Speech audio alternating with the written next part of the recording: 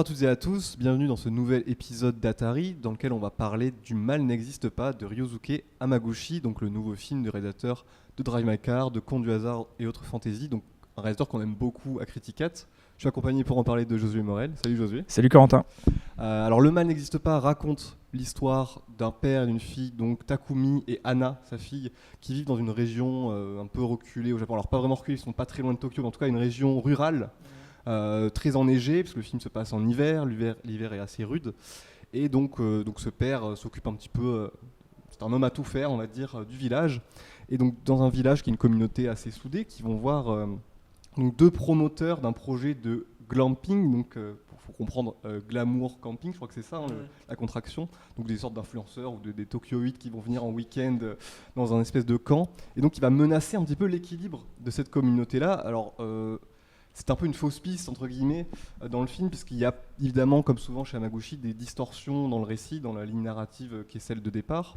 Josué, est-ce que le film t'a convaincu, sachant que on avait évidemment déjà parlé, notamment du dernier, dans un épisode d'Atari, dont je renvoie un petit peu, si vous voulez le voir, il est sur la chaîne YouTube. Voilà, qu'est-ce que tu as pensé un peu de ce nouveau film d'Hamaguchi qui revient, qui a été présenté donc à la Mostra, je crois, en septembre dernier. Oui, dont il est reparti avec un grand prix. C'est curieux parce que je pense que le film produit une espèce de sensation, voire même de sidération un peu immédiate, quelque chose d'assez impressionnant. Et alors bon, je l'ai vu aussi un peu plus en avance, je l'avais vu en novembre dernier au Festival des Trois Continents, je l'ai revu plusieurs fois, et je dois dire que même si le film me séduit par endroits, j'ai un peu une résistance, dont on parlera je pense plus tard dans cette vidéo, peut-être une forme de limite, j'ose un peu parce que je suis un peu à contre-courant du reste de la revue sur ce point. Mais ce qu'on peut dire, tu vois, par exemple, c'est très intéressant ton résumé là du scénario mis à plat, c'est-à-dire qu'en fait ces lignes structurantes ne sont pas du tout claires quand on voit le film, c'est-à-dire que le film se déplie au fur et à mesure, si bien que d'ailleurs on a un peu du mal peut-être à comprendre exactement où va Hamaguchi, et en même temps d'emblée tout est là, c'est-à-dire que le film s'ouvre notamment comme un thriller en fait, c'est-à-dire que ce qui se passe à la fin, et je pense qu'on peut en parler assez librement parce que j'imagine que les personnes qui vont voir cette vidéo ont vu aussi le film, et si ce n'est pas le cas, vous pouvez la voir plus tard, c'est qu'il va arriver quelque chose à la petite fille. Et d'emblée, la musique, une première disparition, des plans un peu dissonants, je pense par exemple. Le titre en fait. Alors, le titre, évidemment, non mais le titre c'est très intéressant aussi parce que le titre d'emblée met un espèce de paradoxe, c'est-à-dire le mal, donc on est dans quelque chose vraiment de métaphysique, etc., mais n'existe pas. Et il y a une forme de quelque chose qui n'advient pas, qui finit par advenir, et c'est exactement ça, c'est-à-dire qu'on sent qu'il va arriver quelque chose à la petite fille, et en même temps, ça n'arrive pas, ça n'existe pas, jusqu'à un point donné, et encore que. Et je pense que le film travaille beaucoup ça, c'est-à-dire qu'il essaie de dialectiser des choses qui sont complètement contraires, c'est-à-dire la nature, la civilisation, l'amont, l'aval, les bourgeois toccoïtes, la communauté rurale, l'adulte, l'enfant, etc., etc. Et qu'en fait le film va jouer de ces grands écarts-là, et que le grand écart principal du film, ce serait... Et ce qui me le rend assez passionnant, et je pense qu'il fait son côté très mystérieux et très saisissant dans un premier abord, c'est à la fois le film le plus mystérieux d'Hamaguchi, puisqu'il y a même presque des accents quasiment fantastiques dans la dernière partie, dans le dernier mouvement, et c'est en même temps le plus concret, le plus matérialiste, puisqu'il y a quand même des scènes vraiment basinienne, où on voit le personnage principal, donc Takumi si je ne me trompe pas, qui est en train de découper du bois, et on voit en fait 5 minutes in extenso de travail de bûcheron. Non mais c'est vrai, c'est-à-dire qu'il y a des pures scènes de captation, et il y a une patience, notamment dans toute la première partie du film, où on voit simplement des actions comme récupérer de l'eau de source, cueillir du wasabi, manger, etc., etc. Et en même temps, d'emblée, il y a des signes. Je pense par exemple, tu vois, cette scène au début du film où en fait, le personnage se rend compte qu'il a oublié d'aller chercher sa fille à l'école. Et il y a un plan très bizarre où en fait, la caméra a l'air collée sur le pare-brise. Elle bouge en tout cas avec la portière. Et il y a un effet comme ça très dissonant, quasiment presque aussi de caméra de surveillance. Donc on reviendrait sur quelque chose qui serait de l'ordre du thriller, de quelque chose en tout cas, qui ferait planer une ombre. Et cette alliance entre, on va dire, un horizon un peu opaque, mystérieux, etc., et une veine réaliste, pour moi, est synthétisée dans ce qui est le plus beau plan du film, à mon avis, qui est ce plan où justement on voit, juste après cette scène, Takumi partir dans la forêt, il marche, la caméra le suit avec un travelling en plan séquence, et puis il y a un obstacle, une sorte de but de terre, de monticule qui lui barre la route, et la caméra continue, on entend la musique, et puis ensuite le monticule s'estompe, on retrouve Takumi, et en fait on retrouve Takumi avec sa fille sur ses épaules, et en fait c'est une pure apparition, et on comprend que hors champ il a retrouvé sa fille, mais sans un mot. Et donc, il y a cette idée qu'à la fois, c'est une prise non coupée qui capte vraiment un trajet dans toute sa matérialité, etc. Et qu'en même temps, il y a quelque chose à l'intérieur de cette logique purement réaliste qui est de surnaturel. C'est-à-dire qu'au détour vraiment d'un nivelé du terrain, il y a une apparition d'un corps qui jusque-là avait disparu et qui va être amené à redisparaître, qui est donc cet enfant sur lequel il y a tout un jeu comme ça qui s'organise.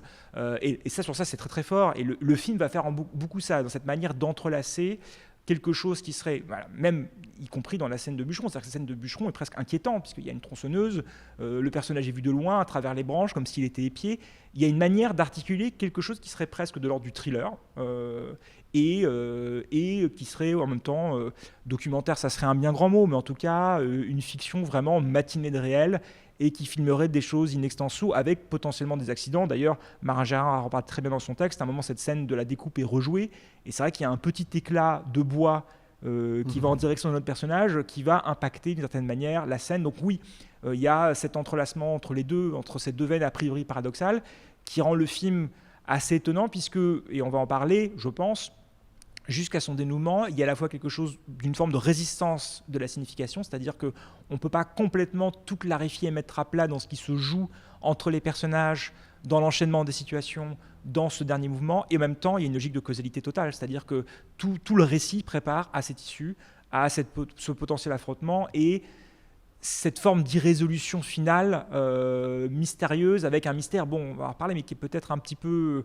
là où Avant d'en arriver là, voilà. je dirais quand même que, c'est vrai que j'ai résumé le film de manière assez claire, en fait. C'est pas du tout la manière dont on entre dans le film. Il y a une figure un petit peu qui revient assez souvent, qui résume un petit peu ce côté, on ne sait pas où le film va, mais on avance pas à pas. En tout cas, chaque pas est mesuré avec une sorte de patience quand même, mais on ne sait pas où ce pas se dirige, en fait, dans quelle direction ça se dirige. C'est que simplement, par exemple, le premier travelling du film, c'est un travelling qui montre donc la canopée, en fait, donc on ne sait pas où le travelling va, typiquement. Donc on avance, mais on ne sait pas où on va. Pareil, à plusieurs reprises, il y a pas mal de plans en voiture. Il y a la musique, et puis il y a ce côté vraiment, les arbres forment comme des espèces de ramifications qui cisaillent l'espace, donc il y a quelque chose d'inquiétant. Il y a plein de choses qui se passent. C'est presque un début de film de tueur en série. Pour le coup, il y a quelque chose comme ça, de cet ordre-là. Et en même temps, le plan est presque trop long. C'est ça qui est curieux, c'est-à-dire que d'emblée, on est dans cette logique, je suis d'accord avec toi, ça impose une espèce d'atmosphère, et en même temps, il y a aussi quelque chose d'assez beau de se dire, en fait, je n'ai probablement jamais vu au cinéma ce plan de cet angle-là qui montre vraiment l'enchaînement des arbres et de leurs branches, et il y a aussi quelque chose d'une forme d'hypnose documentaire dans cette scène-là. Oui, c'est ça, et dans cette même ordre d'idée, et un peu dans le même ordre d'idée que le plan que tu décris, qui est hyper beau aussi, qui est aussi mon préféré dans le film, où il y a une disparition, une apparition, une redisparition, il y a une sorte d'enchaînement comme ça, c'est qu'il y a beaucoup de plans en voiture où en fait c'est filmé à l'arrière. C'est très curieux ça, c'est-à-dire qu'on voit la route qui défile, et pareil, donc on avance, mais on ne sait pas où on va.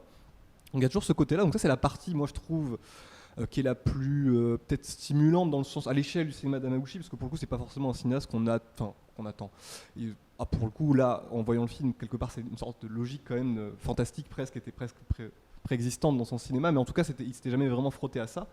Mais on s'attend plutôt à voir l'autre côté, on va dire l'autre pôle un petit peu de son cinéma, qui serait une sorte de cinéma prosaïque, en tout cas du temps qui passe, de l'étirement des situations.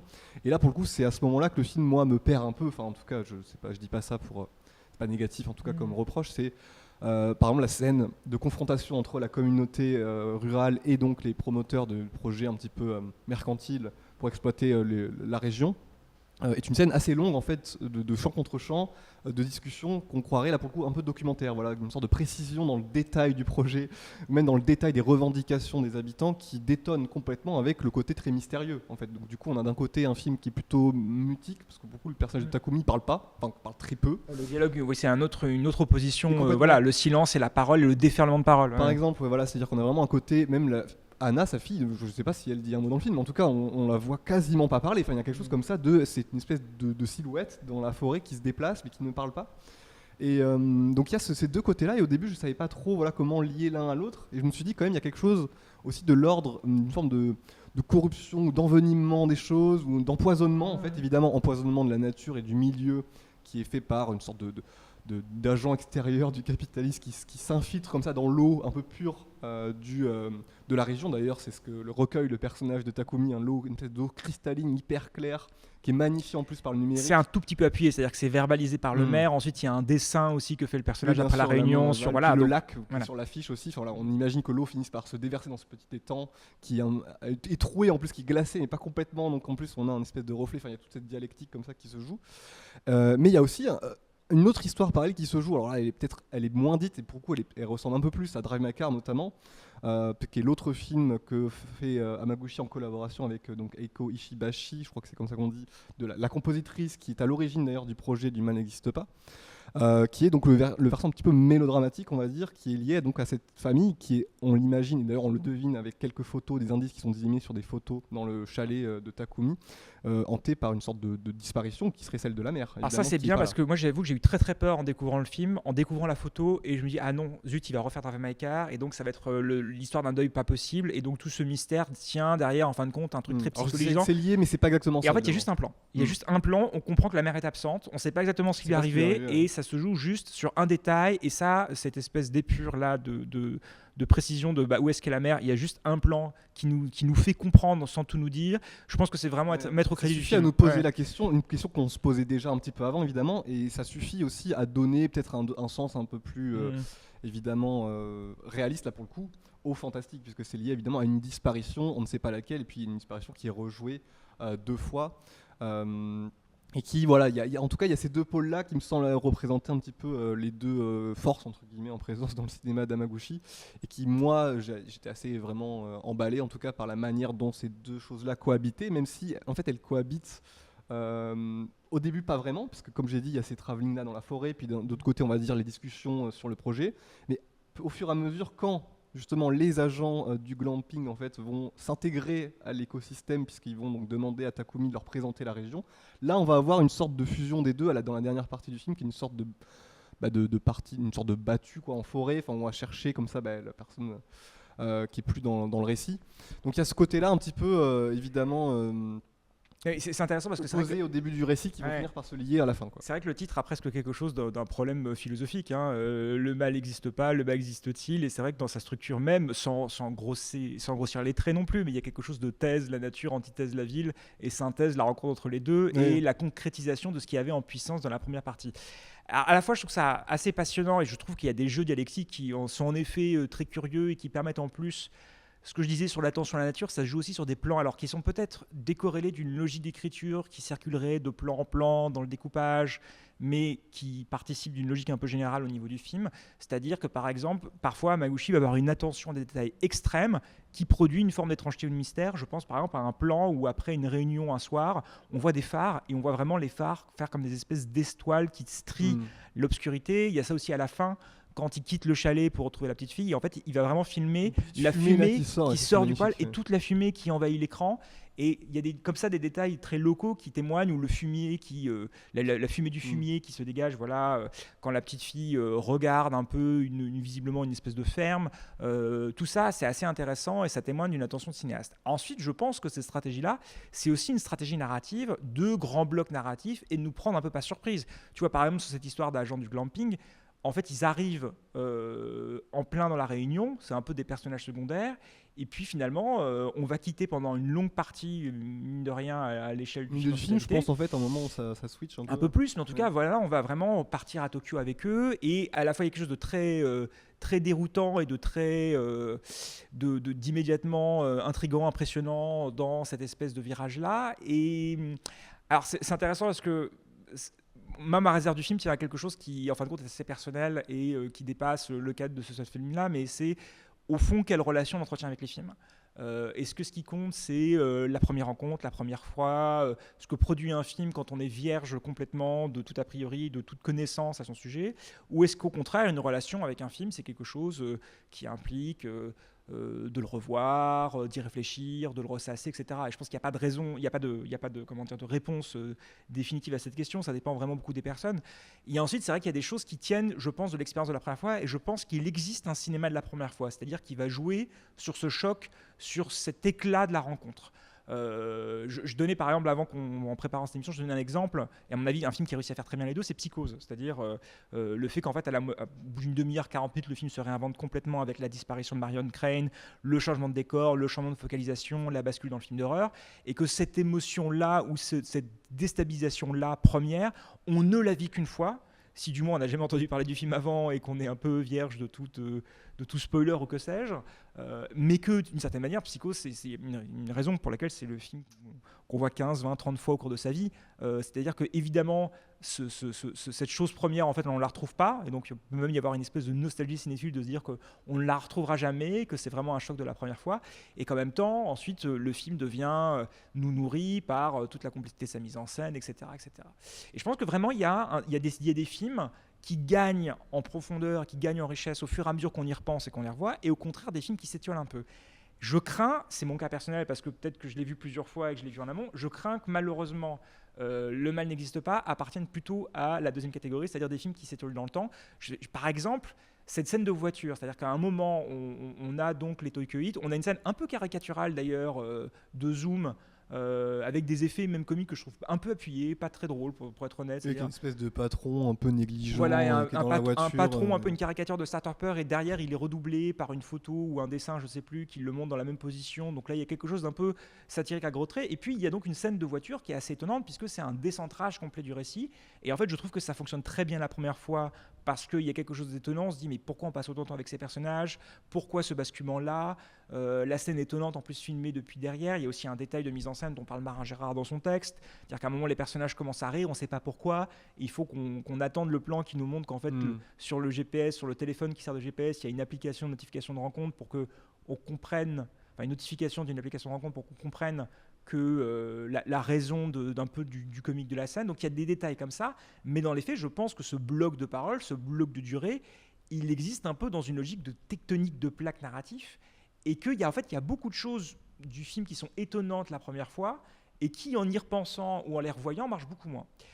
Et ça m'embête un peu parce que je pense que Hamaguchi, c'est quand même un peu un cinéaste qui travaille beaucoup ça, mais je trouvais que ses précédents films, y compris ceux sur lesquels on pouvait avoir des réserves à des endroits, par exemple sur Drive My Car, qui est un film qu'on a défendu, qui est un film qu'on a aimé, mais dont c'est vrai qu'il y a peut-être des choses à redire dans la dernière partie, dans le virage plus ouvertement mélodramatique ou du moins psychologique sur, en fin de compte, ce n'était qu'une histoire de deuil, qui fait que ça tempère peut-être l'enthousiasme qu'on peut avoir dans les toutes premières scènes qui sont très impressionnantes, etc. Mais je trouve que de manière générale, les films d'Hamaguchi, pour les revoir aussi, tiennent très très bien généralement une deuxième fois. Que ce soit Asako, que ce soit Conte du hasard et autres fantaisies, parce que ça joue sur une précision de la mise en scène, sur une manière dont les scènes se déploient, etc. Et là, tu vois, par exemple, on parle de la scène du travelling, il y a des scènes qui sont intéressantes. Je pense que le film se repose davantage sur cette espèce d'étonnement narratif, de cette impression de mais où est-ce qu'on est en fait ? Où est-ce que le film va ? Où est-ce qu'il nous emmène ? Et quand on y repense après coup, quand on le revoit, je vois un peu les ficelles, je vois un peu les fils. Et même, tu vois, dans sa dernière partie, par ces espèces de plans sur le cerf, sur la reconduction de motifs, etc., est-ce que ce final est si opaque ? Est-ce que Hamaguchi ne surjoue-t-il pas un petit peu le mystère et ne surjoue-t-il pas un petit peu l'opacité pour nous en mettre plein la vue ? Je me pose un peu la question. Oui, je sais pas si je peux te répondre vraiment là-dessus, parce que pour le coup, là, le film vient de sortir, il sort au moment où on tourne cette vidéo. Moi, je l'ai vu qu'une seule fois, contrairement à toi, et c'est assez récemment, donc je suis encore sur l'émotion évidemment de la première fois. Et puis pareil, quand on travaille forcément un mystère ou un suspense, ça se repose beaucoup en effet sur un effet de surprise qui de toute façon n'est pas tenable dans le temps quoi qu'il en soit. Donc c'est une émotion particulière qui me semble forcément... Je te donne un exemple. En fait, je comprends très bien. C'est vrai que c'est moi-même en tant que critique, je me pose cette question-là, puisque on écrit aussi des textes pour des cinéphiles qui vont probablement découvrir, voir le film une fois, voire qui vont peut-être le revoir peut-être une autre fois dans leur vie, mais qui vont pas passer du temps sur le film ou ça va pas leur occuper leur pensée jour et nuit, j'entends bien. Mais tu vois, même sur des éléments qui ne sont pas du suspense, par exemple, la scène de réunion. La scène de réunion, je trouve que la première fois, il y a quelque chose de saisissant de se dire mais qu'est-ce que c'est que ce bloc de paroles quasiment documentaire sur une réunion, et quelque chose en fait qui existe. En fait, j'ai pensé aussi à une scène du dernier Munju, RMN, je sais pas si tu te souviens, pas vu, mais enfin il y avait un plan séquence comme ça de 11 minutes Erwan, sur une réunion, À la fin du municipale film, ça, et qui détonnait à la fois dans sa forme mais aussi dans sa D'ailleurs, les tonalité. films sont assez proches. Mais oui, c'est vraiment assez tout curieux. dit, En fait, mais- je n'y ai pas pensé sur le coup, mais c'est vrai qu'il y a un lien entre le dernier Munju et le film d'Hamaguchi. Et par exemple, ça, c'est pas une scène de thriller, c'est pas une scène de suspense, mais c'est une scène qui joue sur un effet de. Il y a une bascule narrative, il y a une bascule de registre. Et en fait, est-ce que cette scène de réunion ne tient pas juste sur ce geste? Oui, complètement. Alors là, je te rejoins, et c'est vrai qu'en fait, pour le coup, c'est un film qu'on pourrait rapprocher un peu d'un cinéma moderne, on va dire européen. Pour le coup, je pense à Shyamalan, par exemple, où pareil, c'est donc des films avec des programmes un peu établis au début et qui vont complètement dévier à chaque fois, avec souvent des blocs assez impressionnants de 20, 30, 40 minutes des fois, des trouées comme ça, où c'est vrai que quand il y a un effet assez saisissant la première fois, ou même un simple mouvement de caméra devient une espèce d'événement. Pour le coup, ce film-là d'Hamaguchi, il fonctionne un peu pareil. Et moi, je me souviens de Plus l'émotion de synthétique Drive quand même, My parce Car. que le film est très court quand même. Ouais. Drive My Car, c'était ça aussi. Enfin, je veux dire, moi, l'émotion, pour le coup, la dernière partie du film, quand on la revoit, elle est certes assez bien, trop bien presque ficelée, tout se recoupe, tout se conclut, tout était là depuis le départ. C'est d'ailleurs un petit peu la même chose ici. Mais quelque part, il y a quand même un choc de la première fois qui tient évidemment à un étirement un peu jusqu'au boutiste de certaines scènes qui produisent une émotion qui certes peut-être qui on va dire qui est périssable puisqu'elle n'apparaît qu'une fois, mais en tout cas qui est qu'on peut pas renier dans la manière dont elle surgit grâce à la construction un petit peu pour le coup de narrative, on va dire. Du film. Non, mais Sardinia, mais c'est pour ça que je pense qu'il y a des films. Moi, je me souviens, je pense que le cas extrême dans ma cinéphilie, je pense que c'est La vie d'Adèle. C'est-à-dire, je pense que c'est vraiment un film Attila le 1, c'est-à-dire là où il passe, l'herbe ne repousse pas. Et c'est-à-dire que la première fois, c'est une espèce de déflagration absolue. Et quand on prend un peu de recul et qu'on revoit le film, moi aujourd'hui, c'est peut-être le Keshish qui me plaît le moins. Et celui en tout cas où il y a quelque chose qui s'est le plus perdu entre la première fois et la rencontre renouvelée avec le film, ce qui n'est pas du tout le cas de ces autres films et ce qui n'est pas non plus le cas des autres films d'Hamaguchi. C'est pour ça que je creuse et je pense que c'est important aussi. La Conte du hasard, par exemple, avait pas vraiment cette structure, en tout cas déroutante, c'est-à-dire qu'il y avait un programme qui était assez bien tenu. Enfin, c'était un autre. Alors oui, non, tout parce autre que style, quoi. tu vois en fait que alors pas la première partie qui je pense d'ailleurs est le moins bon des 3 chapitres, mais si tu vois le deuxième ou le troisième, en fait si, c'est-à-dire que par exemple tu as cette réunion entre ce professeur et son élève qui quand même prend un moment, tu vois, il y a une forme de suspension, il y a quelque chose qui décolle, etc. Et puis aussi dans la dernière partie, où en fait il y a quelque chose qui se trouble dans ces deux amis qui se retrouvent, mais en fait pas vraiment. Et donc il y a cette espèce d'émerveillement, de surprise narrative qui est très séduisant la première fois, mais quand on revoit le film, ça tient toujours sur des détails de mise en scène, de découpage, etc. Je dis pas du tout que là le film en est dénué, mais je trouve que dans sa grande dynamique, ses grandes arêtes, il repose davantage sur ce type d'effet-là, qui marche très bien immédiatement sur le coup. Mais ensuite, cette sidération qui d'ailleurs neutralise un peu la pensée, c'est-à-dire, tu vois, si on essaie de déplier concrètement ce qu'essaye de nous raconter le film à la fin, je suis pas sûr qu'on trouve quelque chose qui soit pas un peu filandreux ou un peu, tu vois, c'est pas évident, mais ça on laissera évidemment les personnes qui vont voir le film juger par elles-mêmes. C'est évidemment pas, il y a rien d'évident du tout. Mais je pense aussi que ça tient aussi à et là j'étais assez étonné pour le coup, plastiquement. Voilà, le film est un peu plus hétérogène que les précédents. Donc ça, il faut aussi attendre, c'est-à-dire comme tu disais, voilà. Ouais. Alors déjà, la netteté, et la saturation est assez saisissante par endroits. Enfin vraiment, ça ressemble pas vraiment aux autres. On a l'impression que ça a été tourné pourquoi avec une autre caméra, où il y a quelque chose qui a changé en tout cas. Je sais pas exactement. Mais même tu parlais tout à l'heure, voilà, d'un espèce de regard un peu caméra surveillance. Enfin, c'est pas quelque chose qu'on a l'habitude de voir chez Hamaguchi pour le coup. Enfin, il y a des angles un petit peu étonnants. D'ailleurs, dès le premier plan, le fait d'avoir une espèce de contre-plongée un peu presque zénitale. Enfin, c'est une espèce de plan, l'inverse d'un plan zénital, quoi. Vraiment. Il y a voilà, des angles de caméra ou des changements de régime dans la manière de mettre en scène les scènes qui font que du coup on trouve peut-être moins de logique ou moins de construction scénique, on va dire, qu'on avait peut-être dans d'autres films. Moi je pense que ça a toujours été là, et je pense qu'il y a toujours une forme forme d'âpreté et d'étrangeté chez Hamaguchi qui peut être déstabilisante. Et même, souviens-toi par exemple le début des Akko, moi je trouvais le début des Akko hyper composé, et puis tu avais cette espèce de ralenti sur des feux d'artifice que tenait le personnage. Il y avait des effets qui étaient très étonnants, et en fin de compte ces effets dissonants là, quand tu vois Passion, etc., ça a toujours été quelque part là chez Hamaguchi, et au fond moi ça m'intéresse. Ça m'intéresse, ce côté un peu plus âpre, rugueux, qu'on retrouve d'ailleurs dans la musique, c'est-à-dire que parfois il y a des grandes envolées musicales et puis hop, ça s'arrête d'un coup. Oui, un peu à la Godard, d'ailleurs il se revendique un peu de Godard en interview sur ce point, c'est-à-dire il va casser l'émotion, il va casser une espèce d'harmonie et il va aller sur quelque chose qui est plus inconfortable. Et ça, je pense que ça a toujours été là. Je pense que c'est peut-être la part la plus intéressante du film d'ailleurs. Et en revanche, il y a une vraie construction scénaristique, dramaturgique qui peut être là et un peu plus saillante, ou du moins qui prend le pas à certains moments, et qui fait que le film, paradoxalement, alors que je pense que c'est le film qui a priori est le plus entêtant d'Hamaguchi, est celui qui me hante le moins. Mais bon, Encore une fois, ça joue sur un truc très personnel, savoir qu'est-ce qu'on retient, est-ce qu'on retient le show de la première fois. Et si je suis honnête sur ce plan-là, j'ai eu cette espèce de côté presque un peu transi, sidéré en découvrant le film, et le film m'a vraiment impressionné. D'ailleurs, en sortant, j'avais peut-être le sentiment que c'était le film le plus accompli et intriguant d'Hamaguchi, et depuis j'ai fait le chemin inverse. Oui. Mais en tout cas, je me pose cette question, j'ai pas de réponse définie, mais voilà, pour moi, à mon avis, c'est très personnel encore une fois, je décrète pas quelque chose d'universel, mais un rapport avec un film, c'est mouvant, et que justement, il faut être sensible à ces espèces d'oscillations, et que un film, c'est pas un all-in au poker, quoi. C'est pas tu mises tout d'un coup, et puis ensuite, il n'y a plus rien. C'est quelque chose aussi qui se construit dans le temps, et je dois dire que là, c'est ma légère réticence sur ce film-là, c'est que plus je réfléchis au film, et plus je vis un peu avec lui, et moi, je le trouve en fait aussi riche et captivant que la première fois, quoi. Non, je te comprends. Après, je trouve peut-être un côté, pour le coup, qui confirme un petit peu ce que tu dis. Pour le coup, ce serait, dirons, la partie un petit peu fantastique du récit qui s'achève, enfin qui va se relier à l'autre partie. C'est ça que je disais un petit peu tout à l'heure. Donc l'idée un petit peu que du coup ce serait un petit peu verrouillé. Enfin, entre la fin, d'ailleurs, le dernier plan du film répond au premier. Enfin, il y a un côté comme ça très maîtrisé dans l'écriture. Et en même temps, je trouve que dans certains détails, pour le coup, il y a quelque chose comme ça qui m'échappe complètement. C'est-à-dire que je n'arrive même pas des fois à décrire les scènes. Enfin, je veux dire, il y a quelque chose qui se passe ou décrire les plans. Je sais qu'on a eu beaucoup de discussions entre nous pour préparer à la fois la couverture du film sur Criticat, voilà, sur certains plans, sur certaines scènes. Mais qu'est-ce qui se passe vraiment à ce moment-là? Et c'est vrai que ça c'est quand même plutôt bon signe. Voilà, c'est assez, pour le coup, assez fascinant à discuter. Enfin, je sais que voilà, c'est un film qui va faire beaucoup. On sort du film, on a forcément plein de questions en tête. C'est un film qui pose beaucoup de questions plus qu'il ne donne de réponses. D'ailleurs, c'est un peu l'inverse du titre finalement. Enfin, on est à l'inverse d'une affirmation.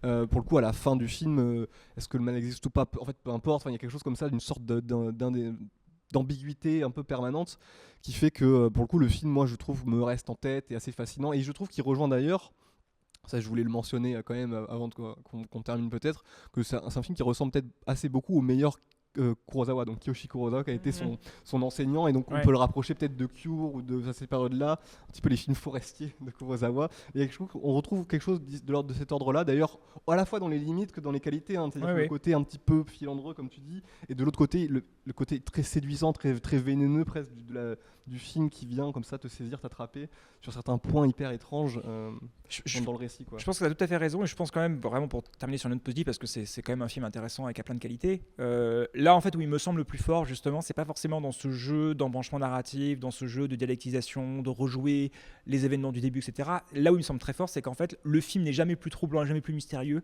que quand il est au maximum de son réalisme. Et je pense que le mieux, par exemple, c'est intéressant justement les débats qu'on a eu notamment dans la composition des textes, puisque les textes sont écrits, sont envoyés, sont relus, sont discutés entre nous.